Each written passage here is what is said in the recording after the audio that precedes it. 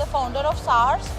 और यहाँ पे प्रॉपर्टी और हाउसिंग का एक्सपो हो रहा है। सार्स बेसिकली जो है वो मदरहुड को सपोर्ट करता है, लाइक वो मदर्स जो ज़्यादा सोशल नहीं हो सकती, सोशल एंगेज नहीं है, या वो बाहर निकल के काम नहीं कर सकती लेकिन उनके पास कोई टैलेंट है, या वो ऑनलाइन काम कर रही है उसको बढ़ाना चाहती हैं, तो उसको हम लोग ऑनलाइन नेटवर्किंग प्लेटफॉर्म देते हैं